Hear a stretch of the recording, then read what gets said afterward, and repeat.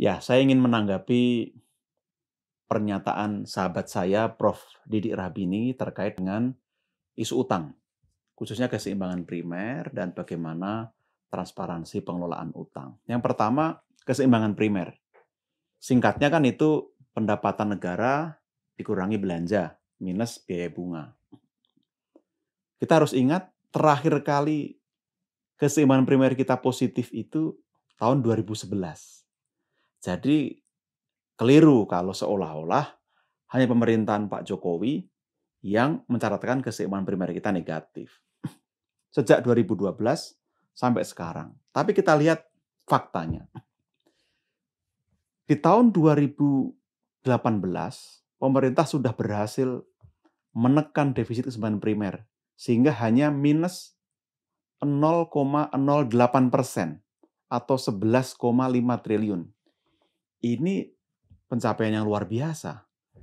Dan tahun berikutnya meskipun melebar itu hanya di minus 0,49%. Tahun 2020 memang anomali, kita tahu karena pandemi, ekonomi kita melambat, pendapatan negara turun, belanja meningkat, defisit kita melebar. Jadi saya rasa membahas 2020 tidak relevan kalau dibandingkan secara begitu saja dengan tahun-tahun sebelumnya. Nah, ini soal pilihan kebijakan. Ketika belanja perlu ekspansif untuk mengejar ketertinggalan dan pendapatan negara relatif stagnan, bahkan secara rasio cenderung menurun, kita tahu periode 2008 sampai 2011 kita mengalami era booming komoditi. Pendapatan pajak dan PNBP cukup signifikan pada waktu itu, sehingga rasio pajak juga ikut naik. Nah, tentu ketika kita tidak bisa mengandalkan lagi booming komoditi, sedangkan belanja perlu kita genjot untuk meningkatkan produktivitas serta mengejar berbagai hal yang perlu kita sediakan, kita harus ekspansif.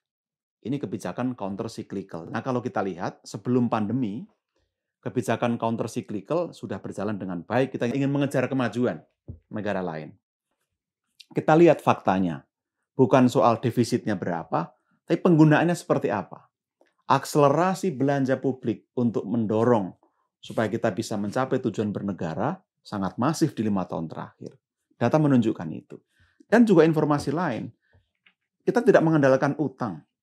Rasio utang terhadap PDB kita terjaga selama ini sampai 2019 di level 30%. Sayang ada COVID sehingga terpaksa kita harus meningkatkan utang. Nah, itu juga perlu menjadi catatan kita. Tapi toh itu semua kan untuk rakyat. 692 triliun, 695 triliun atau 4,2% dari PDB itu untuk belanja sosial. Nah, kita lihat lagi bagaimana fakta menunjukkan bahwa perbandingan antara penerimaan pajak terhadap utang itu penting dilakukan. Indonesia masih relatif lebih baik dibandingkan negara lain seperti Malaysia, Singapura, Thailand, Filipina, dan Brasil. Kita hanya lebih rendah dibandingkan dengan Afrika Selatan dan Turki. Artinya, kita ini nggak ngandelin utang dalam pembiayaan kita. Nah, yang kedua soal transparansi. Seolah-olah, kata Prof. Didik, pemerintah dan DPR ini ugal-ugalan nih. Tidak transparan soal utang. Kalau tidak transparan, dari mana Prof. Didik tahu angka itu? Tentu bukan dari langit atau dari bawah kolong. Nah, saya ingin pastikan semua transparan, terbuka, dan bisa diakses publik. Baik itu di nota keuangan sebagai lampiran dari Undang-Undang APBN, baik itu di LKPP yang akan diaudit oleh BPK dan dipertanggungjawabkan pada DPR. Lepas dari itu, di Perpu 1 2020 yang ditetapkan jadi Undang-Undang 2 2020, jelas meskipun postur APBN bisa diubah dengan Perpres, baik Perpres 54 maupun 72 yang memperlebar defisit artinya menambah utang, selalu dikonsultasikan dengan DPR, baik Komisi 11 maupun Banggar, termasuk melibatkan Bank Indonesia, OJK, dan LPS. Ini menunjukkan transparansi dan akuntabilitas, menunjukkan cara kerja kolektif, kolegial, dan bergotong royong. Nah, silahkan kalau ingin melihat data secara detail, tentang penerbitan SBN, jatuh tempo berapa, buyback berapa, dan lain-lain, semua ada di website djppr.kemenkeu.go.id.